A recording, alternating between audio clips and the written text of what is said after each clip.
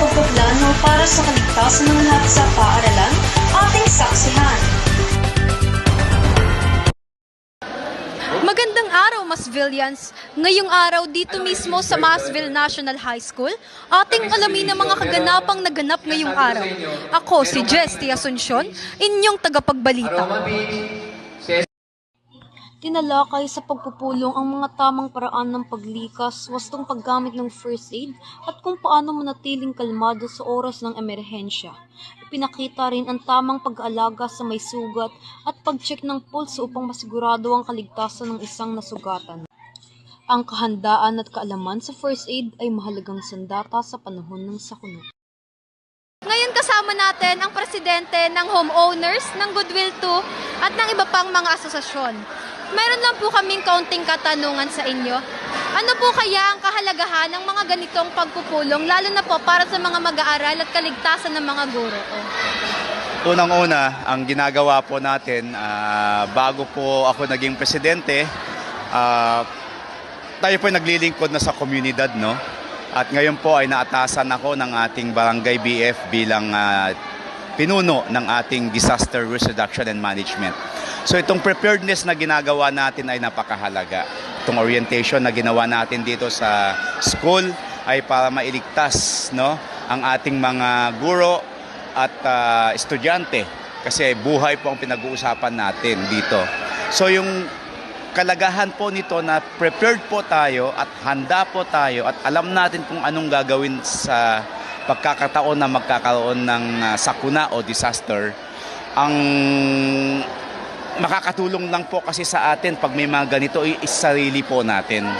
So dapat hindi tayo magpanik, alam po natin ang ginagawa natin at alam din po dapat ng ating mga pamilya, no, kung saan-saan tayo magkikita.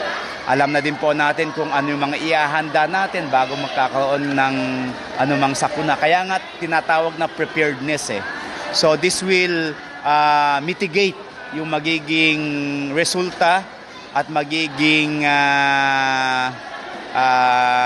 pinsala ng anumang sakunang dadating dahil tayo po ay handa at prepared. Marami pong salamat, Pres June, sa isang makabuluhang sagot. Ngayon kasama natin si Ginang Eloida Villalon, Pangulo ng SPTA sa Paaralang Sekundarya ng Masville. Mayroon po akong katanungan. Bilang magulang at pangulo, ano po ang natutunan ninyo sa pagpupulong na naganap para sa sakuna? Paano po ninyo ito maibabahagi sa mga mag-aaral?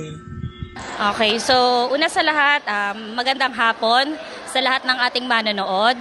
Okay, bilang isang pinuno ng isang organisasyon dito sa ating paaralan, ako bilang magulang, ang tangi kung tutusin, marami kaming natutunan sa orientation na ito, no. Kabilang na dito yung mga dapat at mga dapat gawin kapag ka nagkaroon ng di inaasahan na katulad niyan earthquake dito sa ating paaralan, ano. Para sa akin, importante at mahalaga, number one, yung hindi natin kailangan magpanik. So, one thing. So, ito yung nakikita ko na hindi dapat gawin ng mga mag-aaral, teachers, and then parents, no? So, kasi kahit na alam mo yung proper o yung tamang gawin, kapag ka nagkaroon ng sakunang ganito, once na nagpanik ka, hindi mo ito magagawa. Okay, so number one dapat na taglayin natin is hindi tayo magpanik o mataranta, no? And number two, kailangan sundin natin, especially pag nasa paaralan tayo, sundin natin yung instruction o sasabihin ng ating guro, no, para magawa natin to ng tama.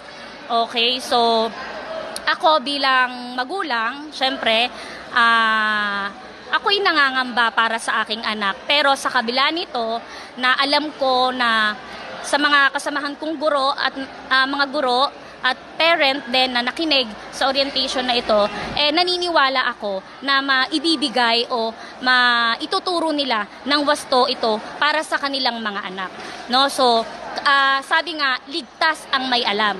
So kapag may mga alam ang ating mga estudyante is mababawasan yung masasaktan pag nagkaroon ng ganitong sakuna. So yun lamang po and maraming salamat. Marami pong salamat, Mrs. Eloida Villalon. Dito nagtatapos ang ating ulat. Sana'y may natutunan kayo sa aking ibinalitang pangyayari. Ako si Jesty Asuncion para sa Balitang Kalatas.